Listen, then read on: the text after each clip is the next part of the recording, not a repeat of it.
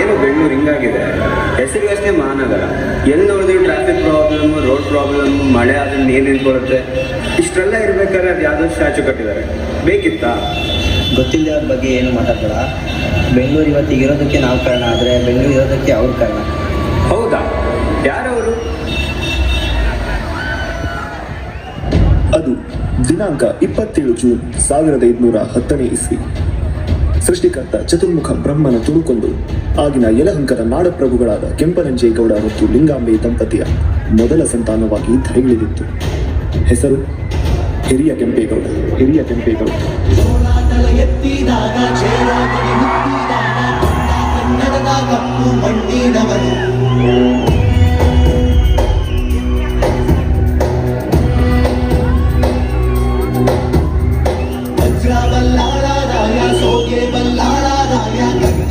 ಬಿತ್ತಿ ಹೋದ ವಂಶದವರು ಈ ಸೀಮೆಗೆ ಶಿವ ನೀಡಿದ ವರವು, ಈ ಊರಿಗೆ ಇವಾಲದ ಮರವು. ಮೂರು ಸುತ್ತಿನ ಕೋಟೆ ಕಸ್ತಿಗೆ ನಿಂತ ಗರಡಿ ಮನೆ ನಾಯಕ. 6,000 ದಂಡು ಬಂದರು ಬಿಡನು ಕಾವಲಿನ 1531ರಲ್ಲಿ ಹಿರಿಯ ಕೆಂಪೇಗೌಡರು ಯಲಹಂಕದ ನಾಡಪ್ರಭುಗಳಾಗಿ ಅಧಿಕೃತವಾಗಿ ಪಟ್ಟಾಭಿಷಿಕ್ತರಾಗುತ್ತಾರೆ.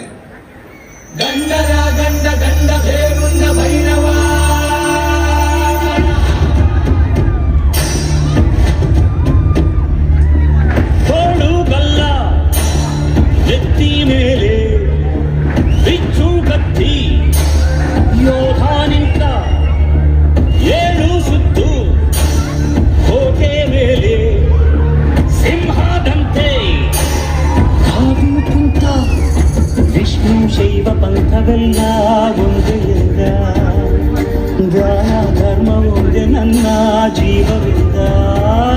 ಕುಲಮತಗಳನ್ನು ಸಮಯಂದವನು, ನೆಲ ಜಲಗಳನ್ನು ಮುಸಿರೆಂದವನು, ಹೊಸ ಚರಿತೆಯ ಬರೆದನು ಕೆಂಪೇಗೌಡ. ರಣ ಕಲಿಯುವನು, ರಣ ಹುಲಿಯುವನು, ರಣ ಪಡೆಗಳಿಗೆ ಅಧಿಪತಿಯುವನು, ಯುಗ ಧರ್ಮೋದ್ಧಾರಕ ಕೆಂಪೇಗೌಡ.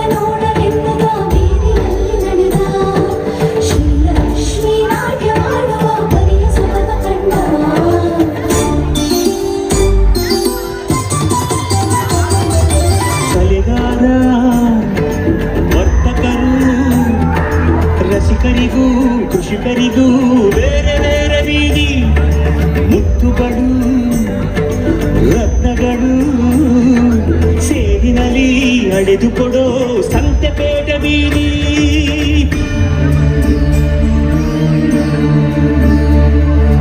ಭುವಿಗೆ ಇಳಿದ ಅಮರ ಲೋಕ ವಿಜಯನಗರ, ಕಂಡ ಒಡನೆ ಹೊಡೆಯಿತೊಂದು ಮಿಂಚು ಪ್ರಹರ. ನನ್ನ ಗಡಿಯೊಳಗೆ ನನ್ನ ಯುಗದೊಳಗೆ ಇದ್ದ ಪ್ರತಿರೂಪ ಇರಲಿರಲೆ ಮಗೆ ಎಂಬ ಹಿರಿಗನಸ ಕಂಡ ಕೆಂಪೇಗೌಡ. ಕಂಕಣ ತೊಟ್ಟನು ಕೆಂಪೇಗೌಡ.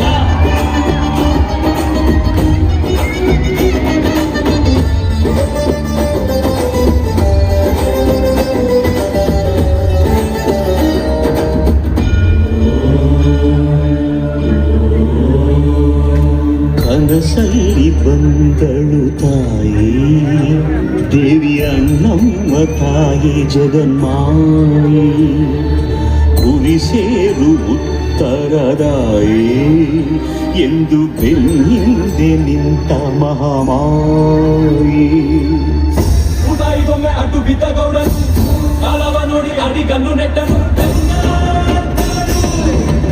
ಬೇಟೆಯ ನಿಟ್ಟ ಹೆಜ್ಜೆ ಹೆಜ್ಜೆಗೊಂದನು ಗೋಪುರ ಬಿಟ್ಟ ದಿಕ್ಕು ದಿಕ್ಕಿಗೊಂದನು ಮಂದಿರಗಳನ್ನು ಕಟ್ಟಿದ ಧರ್ಮಾತ್ಮ ಕೆರೆ ಕಾಲುವೆಗಳ ತೋಡಿದ ಪುಣ್ಯಾತ್ಮ ಪರಭಾಷಿಕರ ಕರೆದ ಪ್ರೇಮಾತ್ಮ ಕುಲ ಕಸುಬುಗಳ ಕೋರೆದ ಪರಮಾತ್ಮ